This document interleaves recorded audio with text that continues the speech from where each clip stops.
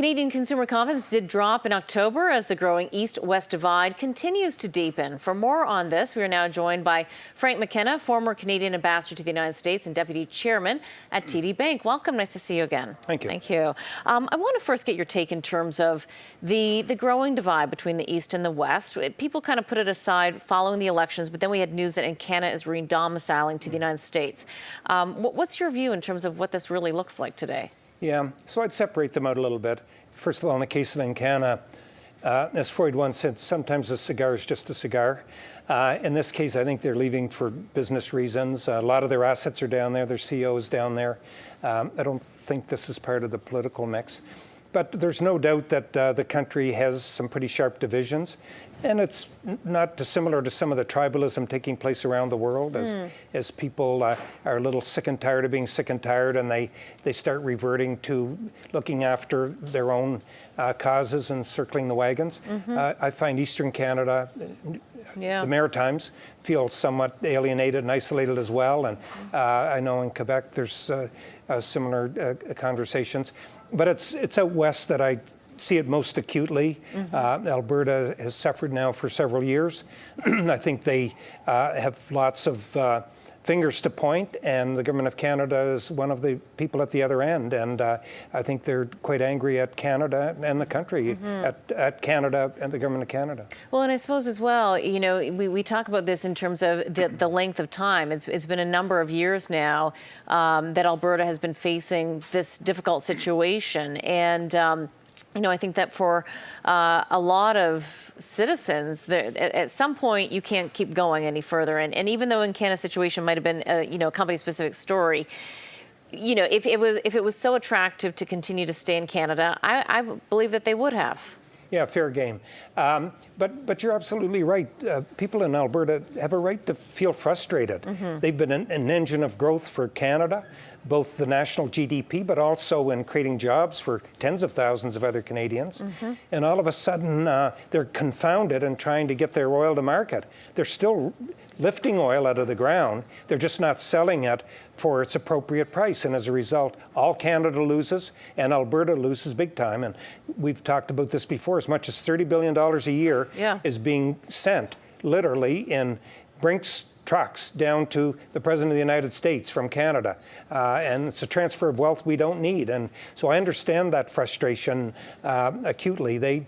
It's resulting in job losses. It's resulting in increasing welfare rolls. It's serious. It is serious. And when will we see any change? It's interesting to hear Victor Dodig last week comment about that this is time now where everybody kind of has to come together, and we got to figure this out for all of Canada.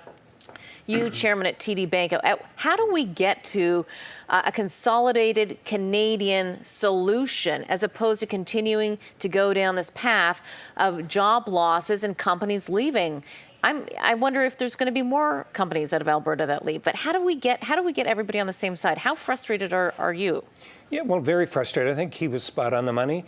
The country does not have to be this divided. There is a balance that you can draw between respect for the environment and the fact that we are going to continue to produce resources.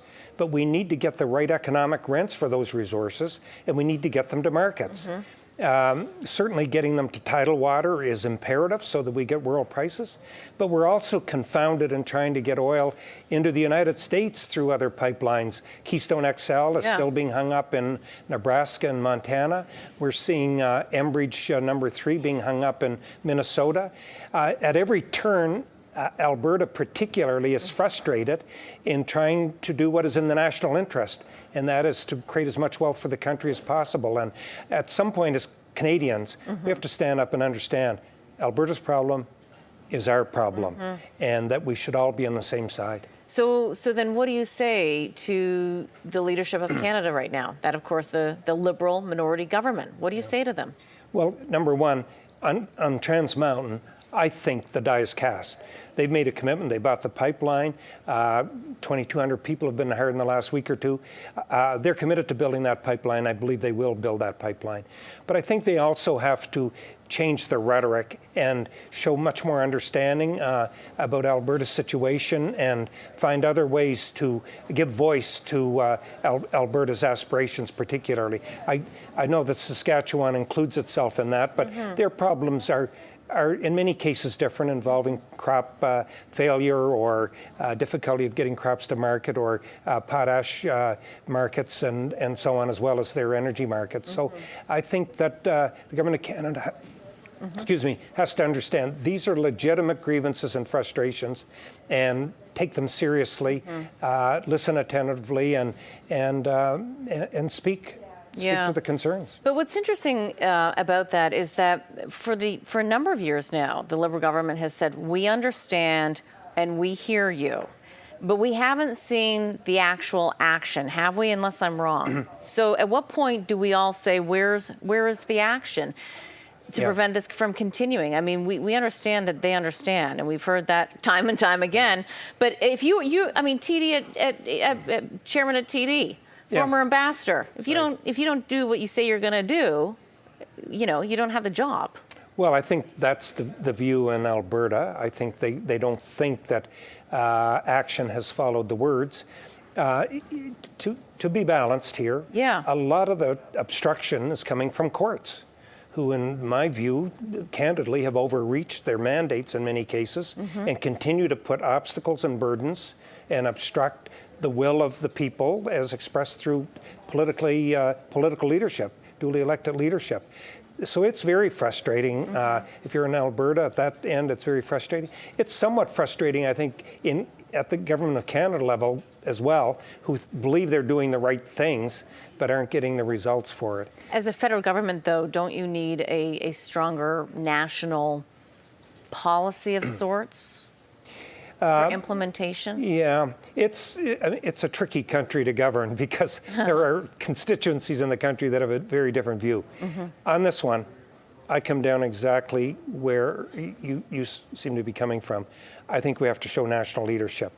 And if it means being unpopular in certain places, we have to be unpopular. We have to speak truth to power. Fact is, we are losing tens of billions of dollars of national wealth right now by our inability to deal with those problems in Western Canada. And I think this is one where we have to put some capital, take some capital out of the bank and put our popularity on the line to make sure the right decisions are made. And I fear that people often don't understand what hurts them until they're in the situation, meaning, you often don't recognize that maybe we have hallway hospitals until you're in the hospital. So these are billions of dollars that could go into education and youth and our hospitals that we're missing out on.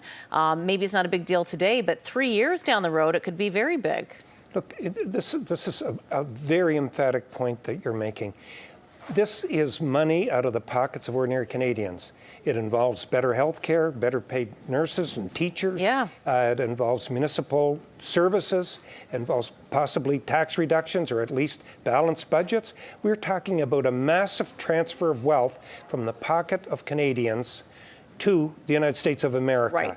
And right now, Alberta is the canary in the coal mine on this, and I think we should be listening to them. What's happening is not right, it's not fair. Canadians, I think, properly informed and communicated with would agree that we have to fix this problem and as quickly as possible. And the other thing to remember, the pipeline that we're fighting so much over has been around for 50 years. All we're doing is expanding an existing pipeline. And at the same time too, it's a domestic problem with a domestic solution. We could fix part of it in and amongst our borders.